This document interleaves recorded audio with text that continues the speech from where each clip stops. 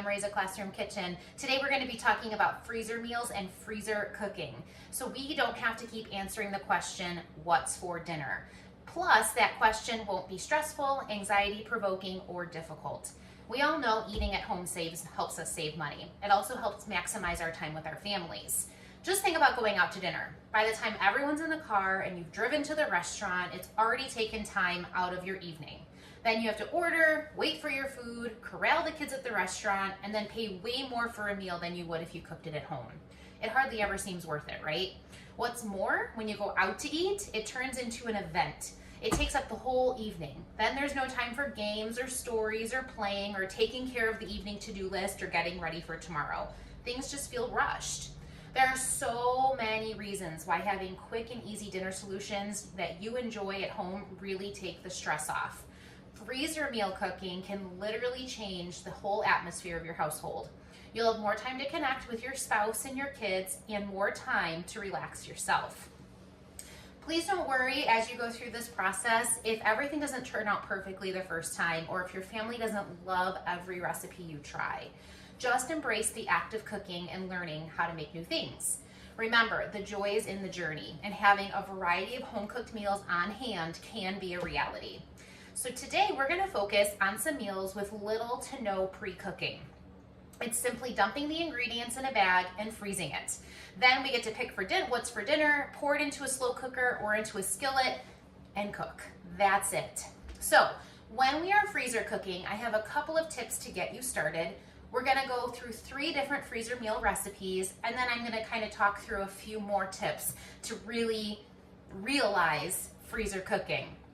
So first of all, when you freezer cook or freezer meal plan, you're going to want to pick your recipes and then plan ahead and do all the shopping for all the ingredients at one time, okay? You're also going to want to stock up on freezer bags. I absolutely love freezer bags when it comes to this. Other people use tin foil or tin trays or things like that, but I just love the convenience of good old freezer bags. So I buy all 3 sizes. I buy the gallon, the quart, and sandwich size bags for all of the different ingredients that we need in order to prep our freezer meals. When your cooking day arrives, when your actual prep day arrives, because it's not so much a cooking day, right? It's more of a prep day. You're going to want to block out some time, okay? You're going to want to clean up the kitchen, run the dishwasher, clear out the sink. Be sure you have everything on hand. So if you notice, I actually have everything laid out in front of me. All of my spices, all of my ingredients, all of my recipes that are ready to go for the few meals that I'm going to show you today. And then you want to decide if you want to work in phases or if you want to go through one recipe at a time. What I like to personally do is I like to prep all my meats ahead of time. And then I work through each recipe with the marinades and the veggies. So then that way, all the meats are done and I can not have to worry about cross-contamination. And then all of my other veggies and marinades and all the other spices are ready to go into those proteins, okay? So I prep them, I put them in the fridge on a big sheet pan. So all of my meats are in their own separate bag, prepped the way that the recipe is asking me to prep them. And then they just sit in there ready for me to add to them when I'm ready for them. So that way they stay food safe as well, okay? So those are a few tips. Now, if you want to work in phases where you're not working through the whole recipe at one time, you can work through a chop, shred, and peel phase. I would not recommend buying pre-sliced veggies or prepped items. They tend to be more expensive and less fresh. In all of my recipes, I prep and chop and shred and peel myself. For me, it's a little bit relaxing because it's just my time and space, but it's definitely something that everyone can take into consideration for themselves.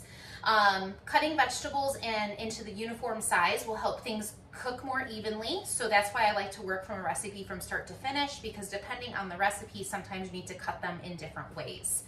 I also recommend that you leave the skins on as much as possible when doing it. That's where a lot of your nutrients are. And sometimes it'll give it a little bit more rustic appeal as well. And like I said, just watch out for cross-contamination, but that's again while I prep all my meats ahead of time before I start doing any of the vegetables or marinades. The second phase, if you are going to work in phases, is a saute and brown phase. There are freezer meals out there where you prep and cook the whole meal in one time and then freeze it.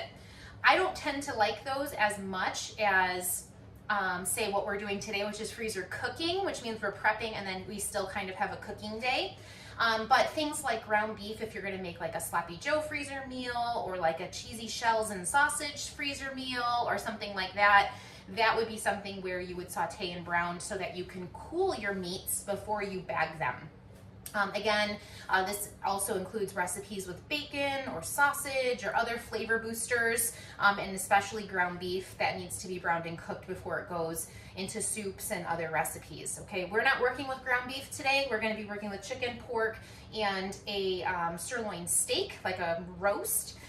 But if you were to make like hamburger patties, those would not need to be cooked. These can be frozen, but if you're making, like I said, a Sloppy Joe or a hamburger soup or something like that, you would need to brown and saute. Next is the assemble phase. This is where all of your ingredients that are prepped and you're gonna put them all together in the bag. And I'm gonna show you what that looks like because there is a process and there is kind of a reason why I bag things a certain way. But many of the meats are marinated right in the bag. The veggies are put in a separate bag, and then everything is ready to go on cooking day. And lastly, of course, you're gonna have your cleanup phase. Here's my favorite part about the cleanup phase though. Once everything's prepped and in the freezer, we're gonna clean the workspace, we're gonna run our dishwasher, put our kitchen back in order. But the great news is, with freezer cooking, there will be no nights of crazy amounts of dishes to wash. Everything is pretty much done for the most part. So the only thing you'll need to do is wash the slow cooker or the skillet or a sheet pan and a serving spoon. There's nothing like starting your week with a clean kitchen full of meals for the next week or two. It really just makes you feel on top of your game. Everything is calm, ready, and under control, and there's no anxiety about what to make for dinner, okay? So a couple of other additional tips. I would highly recommend that you try to minimize distractions while you're doing your freezer cooking. If your goal is to get in and out of the kitchen as quickly as possible, then you might want to get a babysitter. The kids can go on an adventure with dad, kids nap times, or just distraction-free time. Cooking with kids can be a lot of fun, and it helps them build their skills, but when you're trying to prep all your meals for 1 week, you sometimes just need your space, right? Number 2, turn off the TV, okay? I tend to listen to music while I freezer prep, or I listen to an audiobook, but I try not to put the TV on because that can be, even though it's a background noise, it sometimes seems to be too much of a distraction, and then you end up forgetting ingredients or making a mistake or cutting yourself. So I turn off the TV and I just listen to music or listen to like a podcast or an audiobook, just because it's not anything my eyes are darting to then. Put your phone away while you're freezer cooking. Number 3, it can be tempting to have your phone out to Instagram each and every step of the freezer cooking experience. We all want, to show off what we're doing in the kitchen, but having your phone out can also be a huge distraction. Plus, trying to take snaps when you have messy hands can lead to phone disasters, cracked sinks, phones in sinks, cracked screens, phones in sinks, food all over your phone. So it's just probably to stay safe and put your phone away for that cooking process.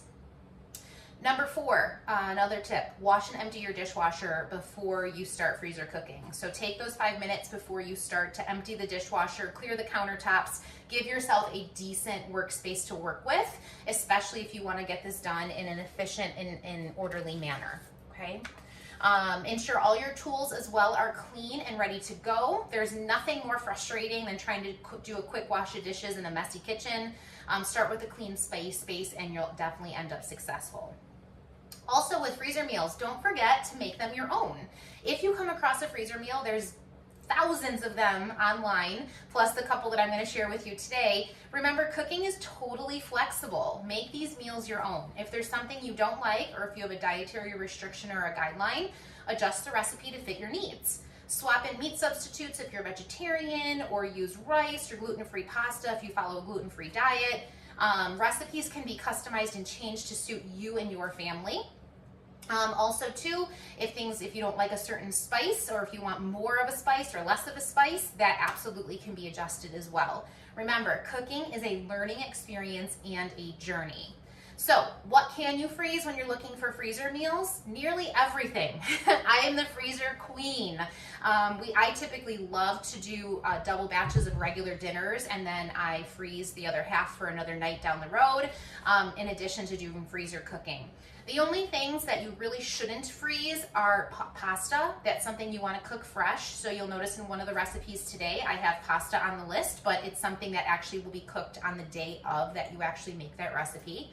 Raw tomatoes, unless it's a sauce, any kind of watery vegetable. So if you're gonna do raw tomatoes and expect them to be able to put them in a salad, it's not gonna work out. Same thing with cucumbers, same thing with lettuce, same thing with zucchini, anything that holds a lot of moisture and you wanna end up still with like a very fresh ingredient, that's not the thing to freeze. Also, potatoes don't tend to freeze very well either unless they're like in a soup or a stew. And still, those break down and they end up getting a little bit gluey. So you do want to be careful with some of those ingredients, especially if the freezer meal you chose comes with something like that, okay? And while we're going to be focusing on dinners here tonight, there are plenty of things that you can do for breakfast and lunch as well. Just some examples for breakfast. It is true that breakfast is the most important meal of the day. It really kickstarts your metabolism. As a nutrition coach, I absolutely encourage everyone to kickstart their day with something really good. Okay, you are breaking your fast, breakfast, right? You're breaking your fast from your night of sleep. You need to re-kick your metabolism and refuel your body. So some things that you can do as freezer meals or freezer cooking for breakfast. You can do muffins, you can do different breads, like a banana bread or, you know, something like that. You can do breakfast sandwiches and breakfast burritos. Those are great things to grab on the go, especially if you don't want to eat right when you wake up in the morning. You can definitely reheat it at your workplace or a little bit later in the morning. Lunch. If you find yourself eating out for lunch and spending way too much money on lunch food, try making freezer meals to pack instead. Some ideas for lunch freezer meals is soup. Make a big batch and divide it into one-person portions. There are plenty of great containers out there that you are freezer safe, that you can pack your soup in freezer portions. You can also do this with chilies and stews. Casseroles too. Enjoy the casserole for dinner and then the leftovers the next day, or bake a whole casserole and divide it into one-person portions. I know on Amazon they actually sell little teeny little mini loaf pans. They're really small and they fit like a perfect individual lasagna. So you can absolutely even make little portions and then reheat them later on as well, and just freeze until you need them. Another thing you might need to keep on hand as I'm talking about freezing as you need them, I like to use a Sharpie too. So I keep Sharpie on hand just so I can write the date on things. That way if it ends up in the bottom of my freezer or in the back of my freezer, I can see when I actually froze it and whether or not it's still worth eating again, okay? So try to keep those front and center for yourselves. And we are gonna be doing 3 dinner recipes, but a couple other ideas for dinner after a long day. It's hard to think about time in the kitchen, right? Which is exactly why you guys are listening to this class right now. Other things you can do besides actual whole meals, you can do parts of meals and freeze them. Things like spaghetti sauce, taco meat, burger patties, chili, protein varieties like teriyaki chicken, Italian chicken, honey mustard chicken, barbecue chicken, stir-fry chicken, Hawaiian chicken, chicken fajitas, and then go back through with a different protein. Teriyaki beef, Italian beef. You can kind of go through with those proteins over and over again and have part of your dinner ready to go. That way you're not scrambling to try to think of something. Okay, so those are some really great tips and advice on how to get started with freezer meals and freezer cooking. So let's now actually dive into a few recipes that will show you how to actually realize freezer cooking and how this will all look in your house. All right, we're gonna start with the chicken bruschetta pasta. Yes, a pasta. Remember, like I said, though, we're not actually freezing the pasta. We're using that as a cooking day accessory. And then we'll move to a beef and broccoli stir fry. And then we'll finish with a cherry balsamic pork tenderloin. All right, we'll be right back over my workspace and I'll show you how this all comes together. Our first recipe is going to be a chicken bruschetta pasta freezer meal. And this is actually a meal that you are going to make in a skillet and your microwave on cooking day. If you notice, I have my bag of chicken tenders. So again, this is great to have this already all cleaned up and all the protein in one spot. So I have some chicken tenders here. This is a really awesome Ziploc bag holder that I got from Amazon. And what it does is it extends up and it holds out your freezer bag. So when this is specifically made for freezer cooking. I love this little gadget here.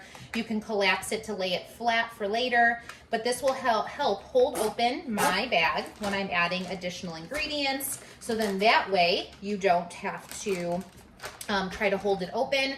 The other thing that you can do is just have a mixing bowl out if you don't have this yet or don't want to get that, and you just put your bag of protein in a mixing bowl to again give yourself a flat surface to work with. Okay.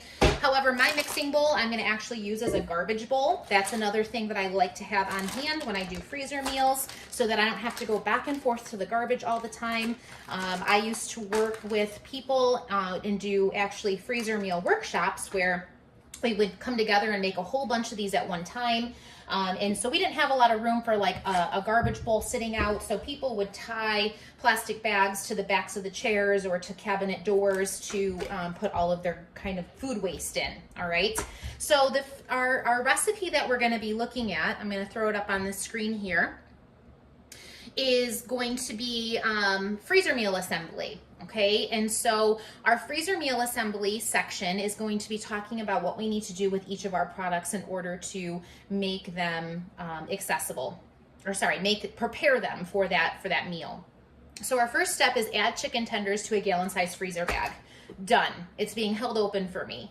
Now what we're going to do is add 1 tablespoon of olive oil to these chicken tenders. And we're going to add some of our Italian seasoning, 1 tablespoon of Italian seasoning. Sprinkle that over the top of the chicken. This is like a garlic and herb or Italian seasoning. Again, I'm using a little creative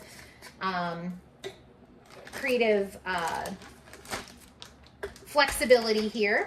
We're gonna close up the bag and then we're just gonna knead this so that the chicken is completely covered in our seasoning and a little bit of our olive oil. The chicken is done. We get to put that to the side now. Now from here, I'm going to grab a second gallon-sized bag. So I have all my bags out to the right of me. I'm gonna put this guy up here and I'm gonna make sure my bag can clasp on here. And this is where we're gonna prep all of our vegetables. So for this recipe specifically, we need to cut up some Roma tomatoes, and we're gonna use some seasonings, some more olive oil, some garlic. We're gonna put this all in another bag. And this is actually going to be like our sauce for our chicken bruschetta pasta. Now, I told you earlier that we shouldn't really be freezing tomatoes, but this is gonna go towards a sauce. So we're essentially kind of cooking them down on cooking day. So I'm not concerned. I'm not using them for like a fresh salad, okay? So I'm gonna put these guys to the side and I'm gonna start prepping my Roma tomatoes and adding them to the bag as I go. So you can see again why having no distractions is super important. So that way you are in full control over what you're doing and you're not missing any steps or ingredients. All right, let's prep up these tomatoes so that they end up in a nice bruschetta kind of format for our pasta.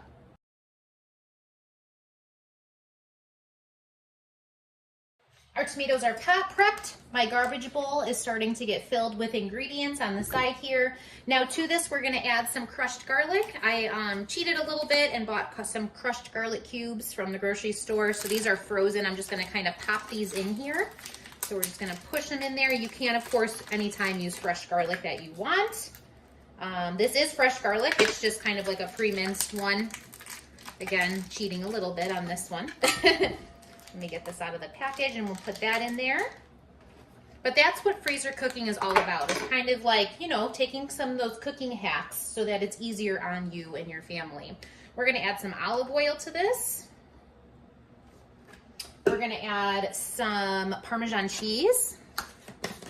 And then some dried basil, onion powder, salt, and pepper. And we're gonna kind of knead this again. And this is actually what's gonna get mixed into our pasta on cooking day. Let's see here, we have some onion powder. There we go. Some salt and pepper. Good little pinch of each of those. Perfect. And then a little bit more of this Italian seasoning here. So we'll add that in. This is gonna get a little bit of a knead as well. So that way things just don't sit clumsily on top of each other. I'm gonna kind of squeeze as much air out. I'm gonna give this a little knead as well. All right, so we have our tomato mixture ready. We have our chicken mixture ready. And then when I shopped, I also bought the ingredients I'm gonna need for cooking day. And what I like to do is I like to store those in a section of my pantry so that I know I'm not gonna be using those. So I'm gonna need chicken broth and spaghetti noodles. And this is actually gonna complete my freezer meal. So these go in a section of my pantry, kind of sectioned off so that and labeled so that I know that those go with that specific freezer meal, okay? So then from here, I'm gonna take a third bag, yes, a third bag. We're gonna lay our chicken in here. This is why all of that air really needs to be squeezed out. We're gonna put our tomatoes in here as well. And then I'm gonna take my actual recipe that we were working with because my cooking day directions are on the bottom here. I'm gonna take this recipe, I'm gonna fold it up. This way you don't have to mark your bags and find a recipe on cooking day. It's literally sitting right in your freezer with the freezer meal prep. I'm gonna put this in a Ziploc bag just in case anything decides to leak. My recipe doesn't get all funky, okay? Cooking day directions. I'm gonna lay this right on top here. Seal this up. And ta-da, first freezer meal done, okay? This is gonna get laid flat in your freezer and then you can stack them or organize them any which way that you need to in order for you to use them in a correct fashion. This cooking day direction here for this is how this one is prepped. We actually are making our spaghetti noodles in a microwave safe pot in the microwave with our chicken broth. The chicken gets put in a pan to be cooked up as well. When the spaghetti noodles are done, we'll add the tomato seasoning to it, and then we will chop up the chicken and add that in there as well. So we have a little bit of microwave cooking with our pasta, a little bit of stovetop cooking, but really none of this should take longer than about 15 minutes to pull together and have a really, really complete meal, pasta meal for dinner, okay? So that's freezer meal number one with chicken and how cooking day would go with some pasta. All right, let's move on to our second one, which is going to be a beef and broccoli stir fry. This second recipe is one of my family's very, very favorite ones. It is our favorite beef and broccoli stir fry. I started by cutting a really nice roast into stir fry strips. So again, super nice to have the meat already prepared, and all I have to worry about are the spices and the veggies that go with it. On cooking day for this one, all you need is, if you want to serve it with rice, you're going to have your rice or noodles and then beef broth. So again, stacked by my chicken broth and my spaghetti noodles, I'm going to have beef broth next to it so I know that that is coordinated with one of my freezer meals. So my beef here needs a marinade. We're going to make the marinade and go ahead and just honestly throw it all together and give it a good knead inside of the beef. So what we're gonna do is we're gonna start with about a 1/3 cup of soy sauce here. So I have a small mixing bowl that I have ready to go. These prep bowls are really, really great to have for freezer meal prep as well. They're a great size and shape. And usually they come in sets. So then you don't have to, just have one. You can have a few that you use during your freezer meal prep days. We're gonna add some of our powdered seasonings here. I have an Asian seasoning that my family really likes to use, but I did break it down into what seasonings are in that Asian seasoning. So onion powder, garlic powder, black pepper, ground ginger, and some pepper flakes. The one I like to use specifically is this Asian seasoning here. So you're gonna see me just add one spice to it, but I did break it down if this is not a spice that you are interested in buying.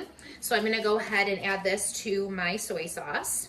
And it's a good amount. It's about 3 tablespoons worth of seasoning. But everything that I just told you is in the seasoning, okay? So we're gonna stick with that. From there, we're gonna add some olive oil. We need a tablespoon of olive oil. Anytime you make a marinade, you want an acid and a fat. So our acid is the soy sauce, our fat is the olive oil. Then we're gonna actually add some cornstarch. And the reason we're adding cornstarch is because on cooking day, it's gonna end up being a thickener for our stir fry. We don't want watery stir fry. We want a nice, thick, hearty stir fry.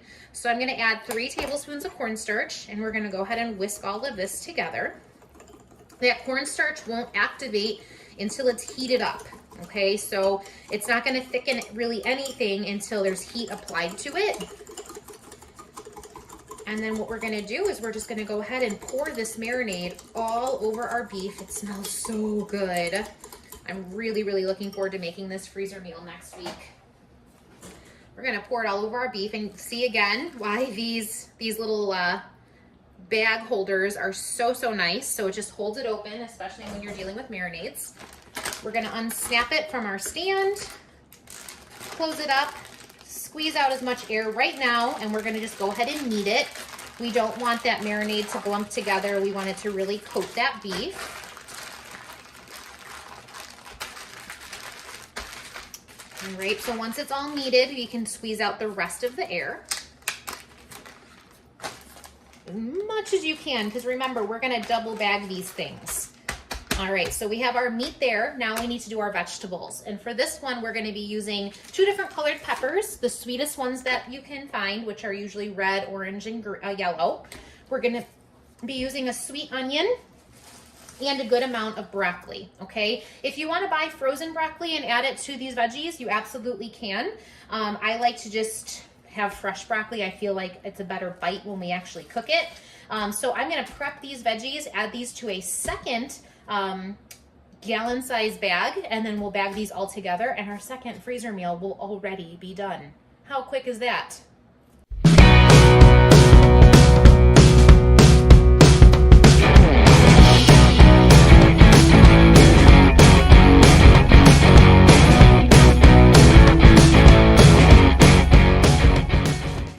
I love about freezer meals is the fact that how many times do you buy all these ingredients for a recipe and then they sit in your fridge because you didn't get to them or they go bad before you can use them.